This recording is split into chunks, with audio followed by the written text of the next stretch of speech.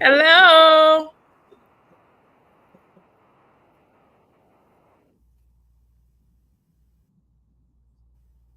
Hello. Good evening. My name is Dr. Fredrica Brooks Davis, and I am the therapist and a pastor and a therapist. And we have joining us this evening our pastor, and I'll let him introduce himself to you now. My name is Pastor Byron Bitten. I'm down here in the great city of North Charleston, and Charleston as it is in heaven. That's what my shirt says. Happy to be with you. I'm privileged to pastor Mount Moriah Missionary Baptist Church right here at 7396 Rivers Avenue. And I'm a pastor and a therapist.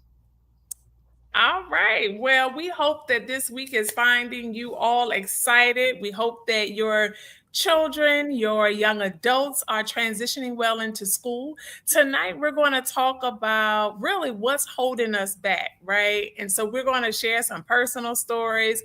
We're just going to engage. We invite you to drop any questions, any feedback you have in the chat. We're just going to have an open dialogue this evening. So I'm going to start with you, Pastor Byron. What is the one thing that you have experienced that's holding you back? Oh, well, just one? Um, I will be honest. I think the biggest obstacle that I have seen and faced in my life that is holding me back is me. Is me.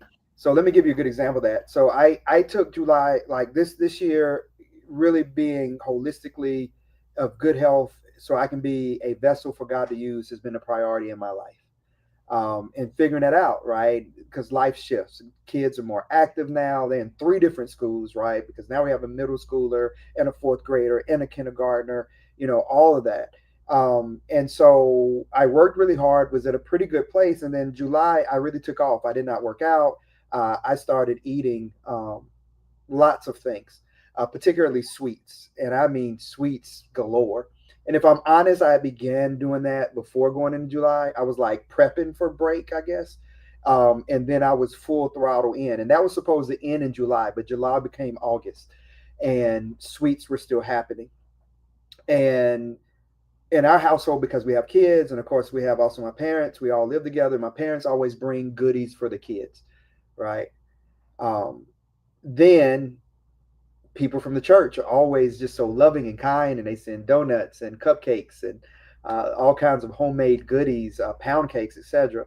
So what I had began to do as I was going through August is I was looking at the sweets that were always there that I was indulging in, and my biggest issue was the white powdered donuts at Publix, which were chef's kiss of delicious, fresh, like they ooh, still working on my deliverance. So um, I would eat like 5 or 6 at a time, that kind of thing. Just my firstborn and I just tearing them up. So I would then say, the reason why I can't kick this thing and get back on a more, disciplined eating was because people kept bringing stuff. People keep bringing stuff. If people didn't stop, if they stopped bringing stuff, I would not be eating the stuff. And then the Holy Spirit really spoke to me and said, Byron, you are not really committed until your commitment has been tested or proven. Discipline must always be tested. It must be shown. Like you have to go through a test. Otherwise, yeah, you can be good at anything as long as it's not present. The temptation isn't present. So I made a commitment. I prayed and I said, God, give me strength, and really made a pivot to say, hey, even though the environment does not change around me, God, give me the strength to be the change. Because I realize now I am the thing holding me back. I need to stop placing blame on everybody else and what they're doing when the one thing they're not doing is putting it in my hand or putting it in my mouth. I am the one doing that. And I'm blaming them as if I don't have a real role in this. So let me start with what I have control over and move from there. So that's my confession story right now.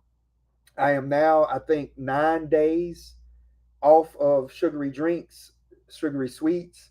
And in the first 6 days, I lost 5 pounds. Um, like like it just fell off. in that amount of time, because that's how bad it had gotten.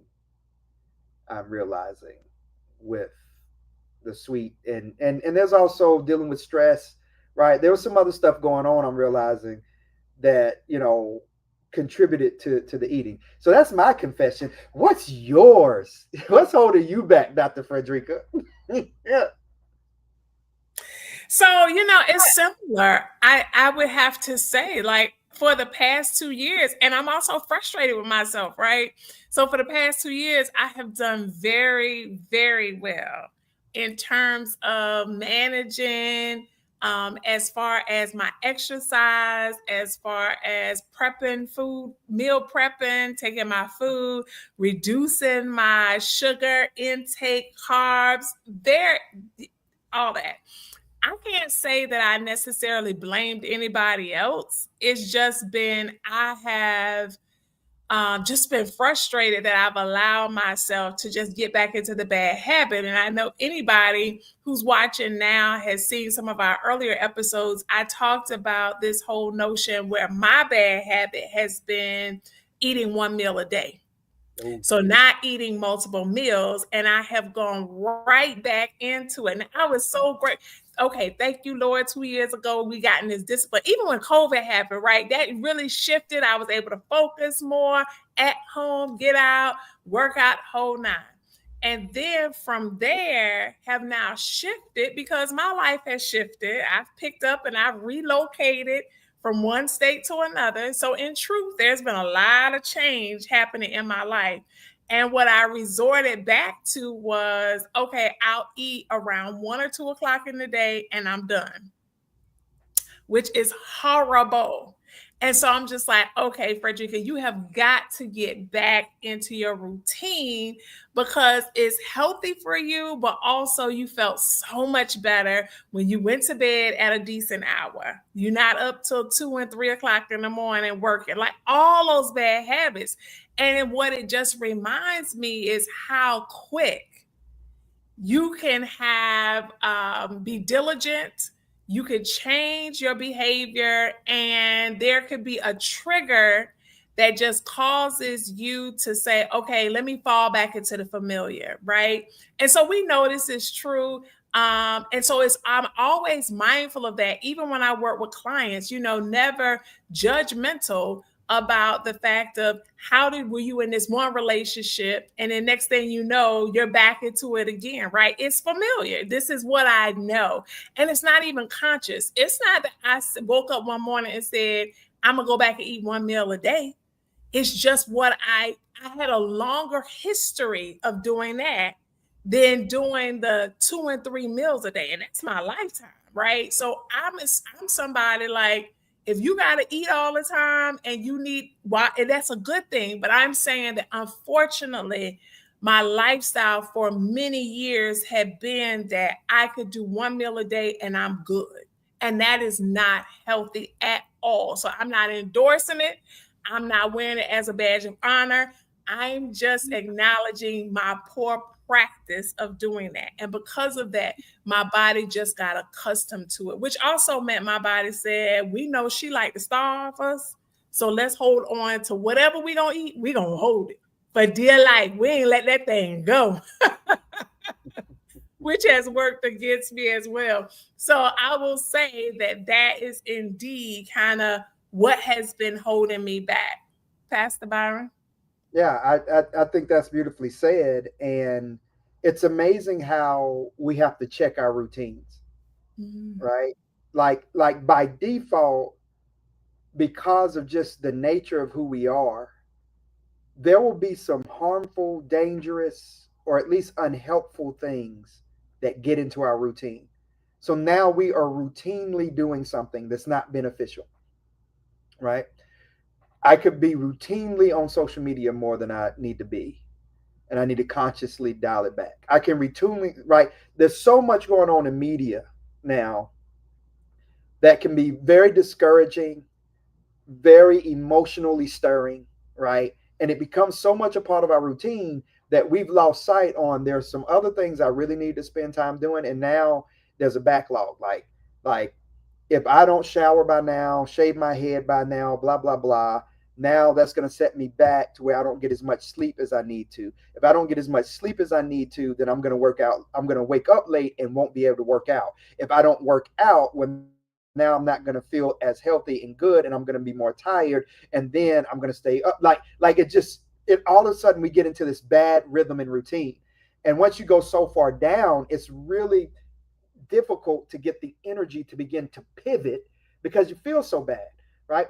I was having some back problems, right? And I, you know what, I came to the conclusion my back problem was is getting older, you need to lift weights. Like that was bottom line it. I can tell a difference in my body, significant difference in my body when I've gone an extended amount of time and not been lifting. Um, I didn't have that problem when I was younger. Like, I could just be sporadic with it and, all that kind of thing. But now, not doing that causes me to not even sleep as well because of how it impacts me. So I think that one of the things that I've identified that we all have to figure out is what is a non negotiable that has to be a part of your routine for your spiritual health, for your mental health, for your physical health, right? If meal prepping has to be a part of your routine in order for you to eat healthy, then it has to be a part of your routine. If working out has to be a part of your routine for you to be healthy, then working out has to be a non-negotiable. Too much else falls through the cracks. And I think for me, what's happened is there's always other things that ends up being more important because I serve people, right? I have to be there for others. I have to be there for my family. I have to be there for my wife. I have to be there for my church members. But what I've come to the conclusion is if I don't prioritize and figure out a way to get these other things in to where they're routine, there won't be enough of me healthy enough to be there for them. And so it is in everybody else's best interest that these things be a part of my routine and that I end up asserting that as a part of this is the lifestyle that daddy has to live. This is a lifestyle that pastor has to live. This is a lifestyle that husband has to live so that everybody buys into that because everybody who loves you, they're rooting for you anyway. Nobody who loves you wants you to run yourself ragged and into the ground. So most of them will probably go, thank you. We because we've been worried. Like we want you to take some time to go to Planet Fitness or wherever.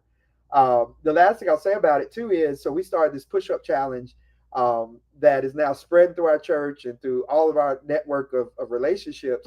And it's amazing having that kind of accountability and pushing one another, how that helps to stay in a healthy routine. We will routinely kind of implement the things into our lives that other people around us are doing in their lives. So I think that's a really important piece too. What say ye, Dr. Fredrica? Yeah, so I think you just hit the nail on the head. Like one of the things that happened in this season of transition in my life is I was meal prepping and then I would meal prep and then my food was going bad because I was not in a situation like when before in my office, I would meal prep, take my stuff, and I could put it in the refrigerator. Now, I have purchased all these different devices that you can have, but what I found is I'm now on the go. And so as I am on the go, and it's summertime, right? So now what I was doing was meal prepping, and then my food was not getting eaten. And in this day and time, in this economy of buying groceries, so then what did I say to myself? Let me start meal prepping because that's wasting money. Mm-hmm. So instead of meal prepping, it's like I'm gonna pick up something and then here we go.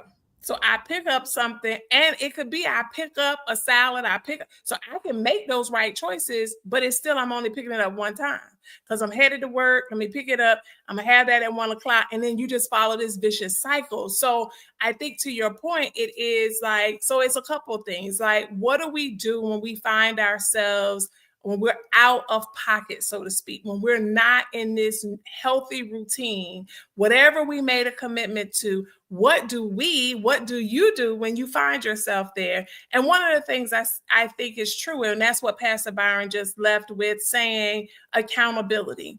So it is important, definitely, that we identify persons who will hold us accountable. I think equally it is important that we also give ourselves some level of grace. And we've talked about this over time. And what do I mean by that? Like, the reality of it all is this is the current season that I'm in, and my acknowledgement that I am doing the things against what I said I was going to do, that I've taken, but now what am I going to do? And instead of trying to jump all the way back in, okay, whereas I may have meal prepped 5 times and now I'm in a new environment, I got to test that environment and see how am I going to actually make it work, because I'm in a season of change and transition in my life. But I also need to make sure that I don't judge myself in a way that it forces me to go further backwards than I want, that I need to, right? So I think I would say to those of you who are watching, whatever season you're in, if you have found yourself, you made a commitment to whatever that may be, and you are off track, acknowledge you're off track, find out why, right? Because that's the importance. Like, why am I off track? What has caused this? And I think, to Pastor Byron's point, it's easy to blame. Like, the truth of the matter is, I am in transition. I've spent so much time on the road going back and forth. Like, that's real talk. But also, in a season over the past couple of years, I would meal prep, and my my food would go with me, right? So I also have been in that. So I think it is, why am I in this season? What do I need to do so I could transition out of the season? And who will be my accountability partners to help me get there? And so I know we have shared this. I don't know if those of you who are watching now on the replay kind of want to drop in the chat what have been some of your challenges. But I also want to broaden this, Pastor Byron, too, for us to kind of think about, in this season of what appears to be a heaviness, right? Just across our country, with the members you serve, in the clients that we're seeing, that people are really experiencing grief, loss of job, just young people who are dying, older people who are dying, some through illness, other through just accident things. It's a whole lot that's happening. It's almost like, I was telling somebody the other day, I'm not on social media as much right now, but when I am there, I declare, if it's like every other post, it's sad to inform you that you're just seeing where it's so much. And so I think in this season, we're talking about, what do we do? How do we cope? How do we handle? What do you find, in Pastor B, as you are working with your parishioners and community? What are you seeing there? And then what do you think that what can we offer to those who are just going through these seasons and feel like they're on a hamster's wheel and there's no way out? What do you suggest? Yeah, well, one, and I think that this is something that is kind of ubiquitous right now that everybody's experiencing. But for one thing, I think it's important for us to make sure that we're not carrying first unnecessary weight. Life is going to already be weighted enough as it is, right? To your point, we've got a number of people who have passed just recently within our community, but then even personally, right? Opened up Facebook today. One of my childhood from elementary school, knew him, played basketball together, etc. I don't even know what happened, but all I see is all people from that I grew up with and classmates putting up their messages of shock and all because he passed away. And so you're just triggered into that space. So when you've already got to carry the weight that's just going to come, that is yours to carry, you don't have the bandwidth and you don't have the stamina to carry the excess weight. What I think is happening with a lot of our people right now is they are carrying more than they should already. Um, so for instance, I think with a lot of people who have young adult children who are really grown, they're out, they're making grown up decisions because they're grown up individuals. But as a parent, you always feel like you have to be a parent, right? And so you want them to do different. You want them to make better decisions, but they're grown. It's not your weight to carry. Not only are they grown, but they have to make their own beds now, and they have to sleep in the own beds that they make. Um, and so sometimes as a parent, and I'm not saying that means you just throw them out to the wolves or anything like that, but we can't carry their weight for them when they are fully capable adults. I have to say, hey, I've got my own life, my own weight to carry. Johnny, Susan, Billy, Jane, this is yours. I think we're experiencing at our places of employment as well, where I keep hearing different people say, I'm having to do way more than it's my job to do, right? Because other people aren't doing what they're supposed to do. They're not coming, etc. Blah blah blah. I see this in ministry as well, where one person is doing all the work when there should be a team of people who are all a part of that ministry doing that work, etc. You name it. I think there's extra weight that we are carrying that then makes it even harder to carry the weight that we do have to carry, right? So the first thing I would say before we even dive into the grief that I have to carry, the loss that I have to carry, the social unrest within our nation that impacts me is, hey, let me first assess if there's some stuff on this desktop or some apps on this phone, this spiritual phone that's taking up memory that I ain't using. That ain't like there's no need for it to be here anymore. It's slowing down everything that I'm doing when there's no reason for it to be present in my life anymore. I would say that that's one step to take. What do you think about that, Dr. Fredrica, before even dealing with the other stuff? Yeah, no, I think that is that what you just mentioned is very true. Like it's like what is let's take an assessment of what am I taking on that is not mine, right? And being able to establish boundaries around that. Like you said, sometimes on the job and places of employment, it could be in the church, where it could be in our families where we have our own challenges that we're walking with us that are weighing us down. And then we also find ourselves sometimes on the job, it's given to you, right? You're not asking for it, but it's given to you.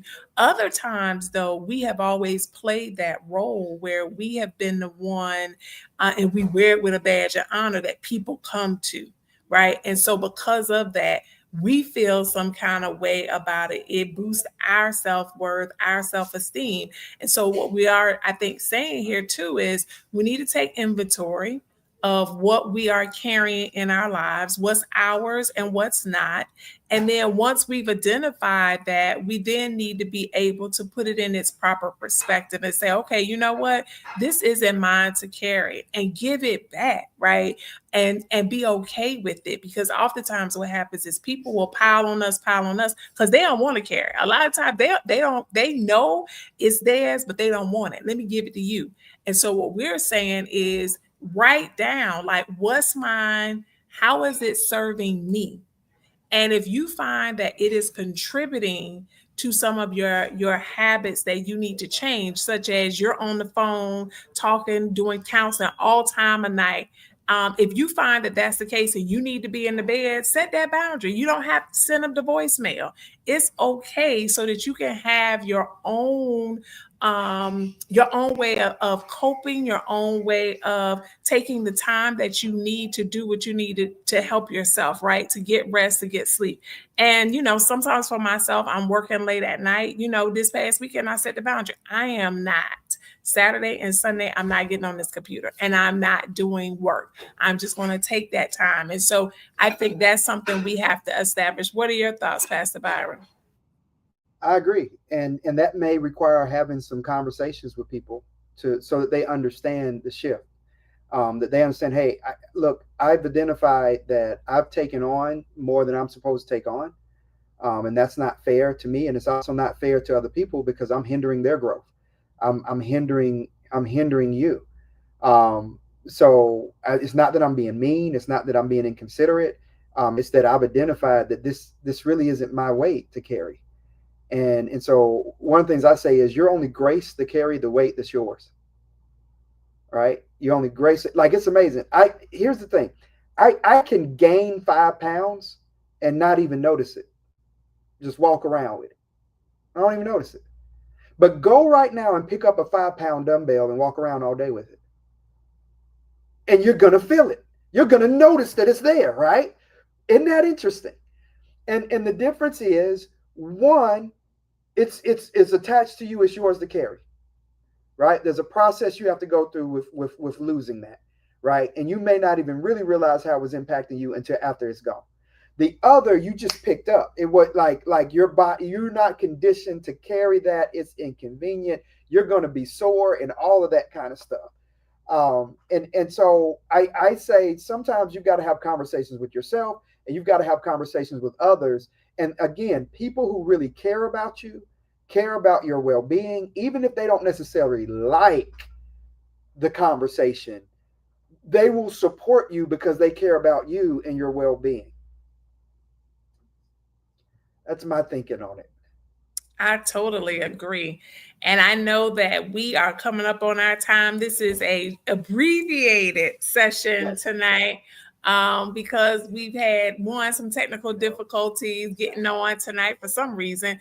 But nevertheless, we showed up for the time that we are here. And I think it's very not only cathartic, but it's good that we come together and share what are some of the challenges that we're having, and then how we might be able to help those of you who may be experiencing some of your own challenges. So, as you know, we join you every twice a month. And we're here on our YouTube channel, A Pastor and a Therapist, and then we also live stream on our personal pages.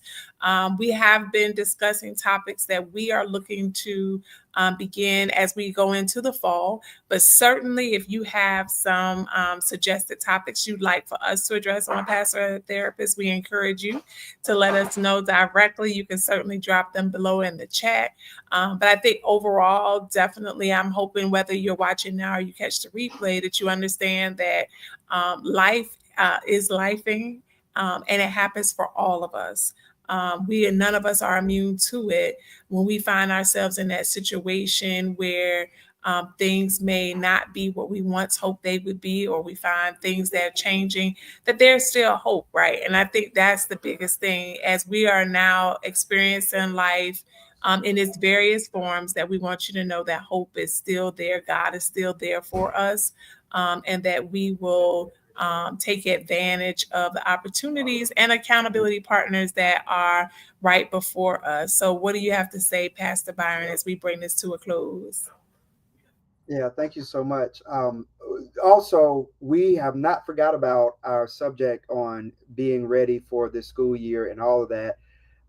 We still want to follow up there and get some more people engaged, but that requires a lot more preparation and different things. And both Fredrica and myself have been stretched really thin over the course of these last weeks, so we hadn't been able to make that happen. But we are going to circle back, family, and to make sure that we get some more insight and hear from you around that. I just want to send a word of encouragement to everybody watching this, that we are better together and working together, and iron sharpening iron, making one another better. There is a lot of craziness going on in this world, but listen, that's always been the case. It's always craziness going on in this world. Uh, but what we see is that the grace of God prevails through it all. And it's important for us to focus on what we can change, what we can do, where we can make an impact, and that we channel our energy in those directions. And you'll be amazed at what God can do. The last thing I'll say is there is this 30 for 30 day push up challenge going on that we've been doing. And I really think that somebody needs to call out the good doctor, Fredrica Brooks Davis, to join that. The ladies here have really been doing it quite well. So any of the ladies who's doing it, Deaconess Odie, Sister Edge, Minister Rue, like all y'all who are doing it up, I think one of y'all should go ahead and call out the good doctor, add her to the challenge, so that you just heard her saying you need accountability, that she's been working, that she had things in order. I think she was asking to participate in a group that would help her on her journey as she travels along the way. So hear that, like I heard it, and invite her on in so that she can participate in this push-up challenge. That's all I have to say. Dr. Fredrica, back to you. Oh, so we doing this now. Oh, okay. Okay. I got it, Pastor Byron. Oh, I am so okay. I am so very clear. I appreciate it. I do. Oh, I do appreciate it. Thank you for that level of encouragement, my dear friend and brother. But yeah, you already know what's coming. But I appreciate you. And so, on that note, we're going to bid a good night. Thank you all. May you be blessed. And we look forward to seeing you in 2 weeks at 7 p.m. Have a good night.